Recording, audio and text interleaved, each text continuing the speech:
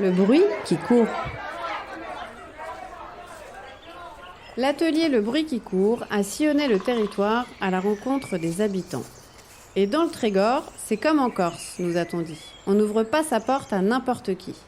Mais ces derniers jours, les Trégoroises et les Trégorois nous ont accueillis chaleureusement et nous ont ouvert leurs portes, pour certains leur cœur, pour nous dire en toute liberté ce qu'ils vivent, ce qu'ils ressentent et ce qu'ils souhaitent pour l'avenir de leur territoire.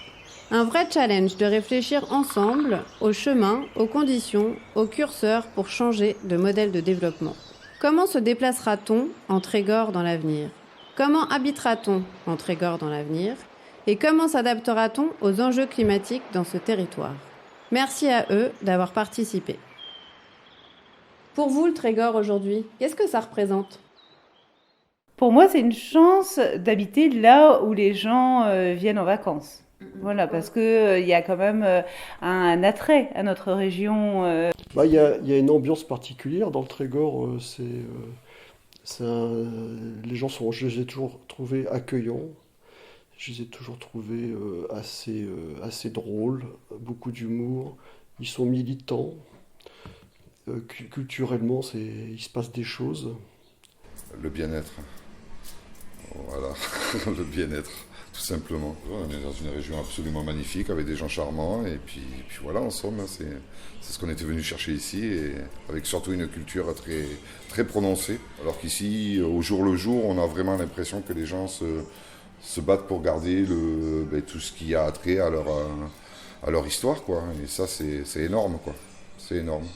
Si on sort, on croisera forcément quelqu'un qu'on connaît, en fait, où il y a beaucoup d'événements qui rassemblent les Lagnonnais ou les Trégorois, et ça garde cet aspect de collectif et de partage, en fait. Il y a beaucoup de partage, en fait. Le Trégor, c'est une région très productive et intensive et qui contribue à l'alimentation de la société.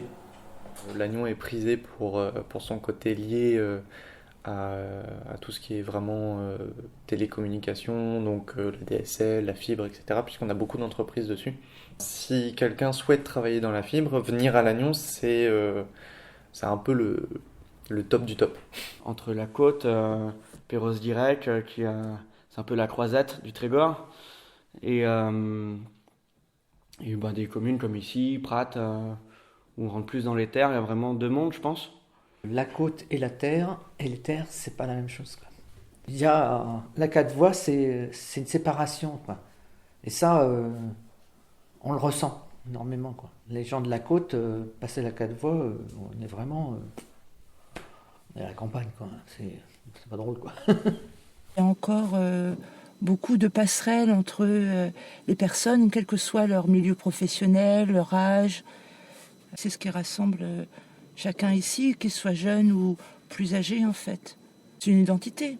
Et comme toute identité, elle s'inscrit presque invisiblement, en fait. On a tous des différences, mais tous des points communs très très forts, en fait. Les points communs sont plus forts, je pense, que les différences. Comment voyez-vous le Trégor dans l'avenir ? Si tous les gens ont peur que tout l'argent parte sur la côte pour le tourisme et tout ça, je pense qu'ils préfèrent investir plus forcément vers la côte que vers les campagnes. On a l'impression que la Com d'Aglo va tout regrouper. Enfin, moi, de loin, c'est l'impression que j'ai, quoi. C'est que la Com d'Aglo est en train de tout avaler et regrouper toutes les compétences, et tout va être regroupé dans un pôle ou sur Lannion, parce que c'est positionné sur Lannion, quoi. Pour moi, dans 20 ans, si on mise tout sur le tourisme aujourd'hui, on risque d'en se mordre les doigts dans 20 ans. Il en faut du tourisme, ça on est d'accord, mais si on mise tout là-dessus, ça veut dire qu'on remplit la Bretagne l'été, en faisant x3, x4, x5 dans certaines communes, le nombre d'habitants. Et puis l'hiver, on la vide. Bon, il y a peut-être une logique, une cohérence à trouver là-dedans aussi. J'ai du mal à l'imaginer. En termes dans 20 ans, qu'est-ce que ce sera ? Je vois pas. C'était déjà même dans l'immobilier, ça devient difficile par exemple, moi je cherche à acheter quelque chose, ça devient difficile pour un jeune comme moi qui vit seul à 26 ans avec un poste d'ouvrier, même si je gagne pas mal ma vie, de réussir à se loger ici, quoi. Le public qui vient sur le Trégor, ce n'est pas un public qui fait croître la population. C'est un public qui, bien sûr, qui vient, mais qui va être plutôt des personnes retraitées. Donc ça veut dire qu'on va avoir très certainement un risque à un moment d'avoir une baisse des jeunes. Il faudra que l'agriculture française reste performante. Sinon, il faudra faire des importations des pays étrangers de plus en plus. Je pense que l'autonomie alimentaire de la France va devenir un vrai problème dans les années à venir. C'est le genre de territoire où c'est possible d'avoir un projet unique, c'est-à-dire de changer catégoriquement d'agriculture et de former, je sais que c'est pas simple, ça se fera pas en 5 minutes, mais aider et former les agriculteurs à partir sur quelque chose de bio. Je pense qu'on peut arriver à ce que ce soit un modèle écologique, le Trégor. On devra modifier, enfin s'adapter à l'écologie. C'est vrai que ça fait un peu peur. Il y a tellement d'injonctions différentes entre la préservation d'un écosystème, des injonctions économiques, il faut garder ses emplois et parfois par exemple accepter que telle enseigne se mette, qui va proposer tant d'emplois. Alors c'est compliqué en fait. J'ai l'impression de pouvoir plus compter sur des démarches individuelles, si vous voulez, que sur un levier régional ou national. J'ai l'impression que la force vient vraiment entre guillemets, du bas. Comment se déplacera-t-on dans l'avenir dans le Trégor et que faut-il faire à votre avis ? C'est un manque de transport en commun terrible, quoi. Je vis seul, je me dis mais comment je fais si faut que j'ai affaire à des voisins pour qu'ils me fassent mes courses, quoi. Il n'y a rien. Solliciter les transports en commun, je pense. Déjà, garder les lignes comme la Log, Guingamp, Lannion en bus, quoi. Pour éviter des déplacements inutiles, pour que chacun prenne une voiture, quoi. Faut que chacun fasse un effort aussi, quoi. Il faut que la cohabitation vélo-voiture soit nettement améliorée. Donc je vois que LTC fait beaucoup d'efforts pour les vélos électriques, pour en louer, pour que les gens en achètent à des prix assez intéressants. Donc développer ça, continuer ça à bloc. Si on fait pas ça, les gens continueront à prendre leur bagnole. Finalement, on a fait des voies pour les vélos, on a rajouté du trafic, on a rajouté de l'espace pour un moyen de mobilité, mais à côté de ça, on n'a pas réduit l'autre moyen. Même politiquement, on n'est pas prêt à changer les modèles. Le routier, on voit bien qu'il y a des projets encore routiers sur le territoire. C'est juste, on se trompe. Un tramway Lannion, Perros-Guirec et la côte pour les touristes, au lieu de faire des pistes cyclables qui seront presque jamais utilisées, quoi. C'est électrique, ça ne consomme pas, ça pollue pas et c'est mieux. Je pense que c'est mieux qu'un bus, ça a plus de place dedans. Je pense qu'il n'y aura pas qu'une forme de déplacement, il y en aura plusieurs. Parce que ce règne de la voiture, il exclut d'autant ceux qui n'en ont pas. C'est un enjeu écologique, mais là, c'est aussi un enjeu de société, je pense. À votre avis, comment habitera-t-on dans le Trégor dans l'avenir et que faut-il faire ? On a plus de 40% de résidences secondaires ici, à Perros-Guirec. C'est pas ça qui fait tourner l'économie en hiver, les résidences secondaires. Elles sont, la plupart du temps, sont fermées. Et puis l'immobilier a pris 30% depuis l'année dernière, depuis l'année d'avant. Donc le budget du breton moyen, il n'a pas augmenté. Donc on s'est fait rafler plein de biens. Je trouve ça franchement insupportable. C'est triste par contre. Que les jeunes natifs d'une ville ou d'une commune puissent pas rester dans la commune parce que les prix sont inabordables.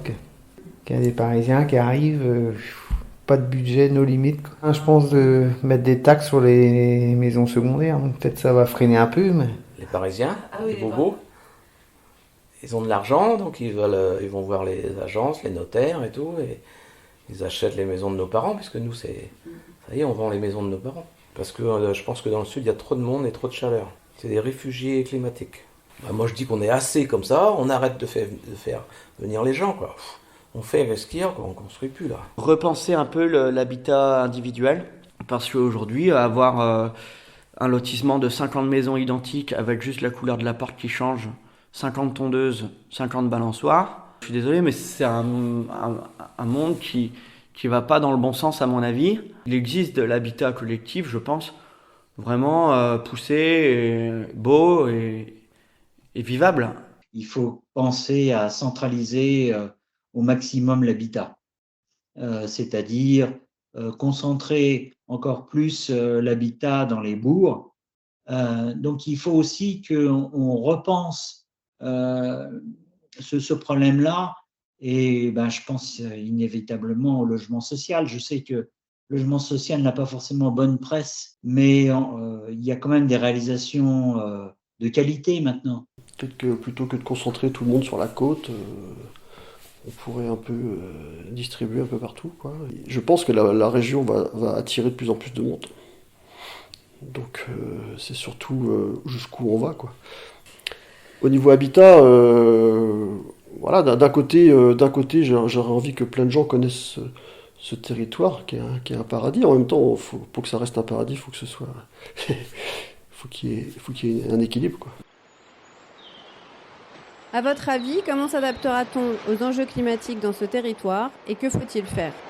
Le climat commence à se poser des grosses questions quand même quand on voit les glaciers qui commencent à fondre vraiment, et la côte qui commence la mer qui commence à grignoter vraiment sur les côtes.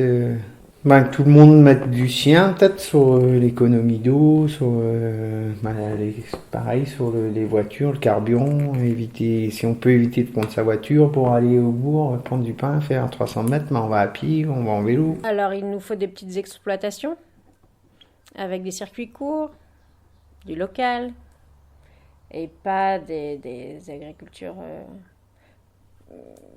spécialisées et intensives.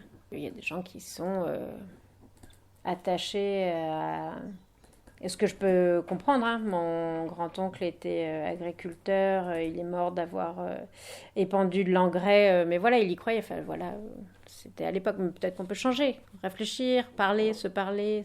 Là, on vit dans un temps où on ne passe pas une journée sans parler de l'écologie, du climat du moins. Moi, il faut faire très attention à ne pas opposer les systèmes entre eux.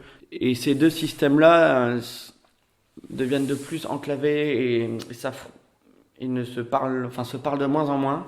Et le discours est même, j'ai envie de te dire, rompu, quoi. Moi, je pense que dans un contexte où tous les acteurs, que ce soit bio ou conventionnel, si les deux vivent bien, il n'y a aucune raison qu'ils se tapent dessus.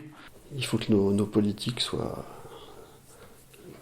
s'engagent, et qu'il y ait un discours fort, et puis surtout que ce soit pas sous la contrainte, que ce soit aidé. Parce que quand je parlais de l'agriculture, il faut pas montrer du doigt, bien sûr, les agriculteurs. On leur a imposé un modèle pendant X temps. Il faudra les aider. Je pense que le territoire pourra aller beaucoup plus loin, plus vite, parce que on a tout pour le faire. Et pas d'attendre qu'on soit aussi à un moment concerné par des problématiques environnementales lourdes. On pourrait aussi regarder sur les problématiques d'énergie, l'éolien. C'est vrai que sur le territoire, il y a très peu d'éolien, alors qu'on a quand même des territoires assez venteux. Voilà, le photovoltaïque, je pense que ça commence. Moi, ce que je voudrais, c'est par exemple, un projet mu par une autorité quelconque, et non pas chacun individuellement, on va essayer de faire quelques petites choses. On n'a pas de projet là pour le climat. Où est-ce que vous avez vu quelque chose qui vous dit les Pérosiens, tous ceux du Trégor sont invités à se réunir pour qu'on puisse bâtir un projet, pour éviter qu'on n'ait plus d'eau, pour éviter que, je sais pas moi, plein de choses dont on parle, mais la proposition qu'on nous fait, c'est toujours à titre individuel. Quels conseils donneriez-vous aux élus qui réfléchissent au projet de territoire en ce moment ? Pas nous oublier, quoi. Pas oublier les campagnes, parce qu'il y a quand même au moins 40-50 km entre nous, quoi, entre Louannec et ici, quoi. Donc, qu'ils ne nous oublient pas, quoi.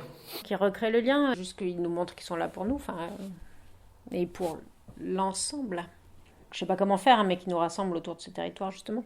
S'il y a un message à passer aux élus, c'est peut-être trouver des consensus et puis lancer des consultations. Faire appel, en fin de compte, à l'esprit humain. La priorité pour mieux vivre sur le territoire, c'est de se sentir acteur du changement. Du courage et de l'écoute. Chacun doit pouvoir avancer en négociant, je pense. Et en même temps, il faut tenir un cap. Donc c'est un peu comme, vous savez, en bateau. Hein. On veut aller à un point B, mais voilà, il y a le vent, donc on est obligé de tirer des bords. Écouter, vraiment. Faire des rencontres, des réunions, des concertations, des activités qui réuniront, je pense, les terres et la mer. On est dans une période où on accentue les différences et je pense qu'il faut lutter contre ça. Je trouve que le plus important dans tout ce qui est, au-delà de tout ce qui est économique, c'est quand même le lien social. Les gens sont isolés de plus en plus et je trouve que c'est quand même ça le plus important, au-delà de l'économique, au-delà des méthodes agricoles, tout ça. Il faut surtout essayer de garder une cohésion sociale autour de chez nous. Le bruit qui court.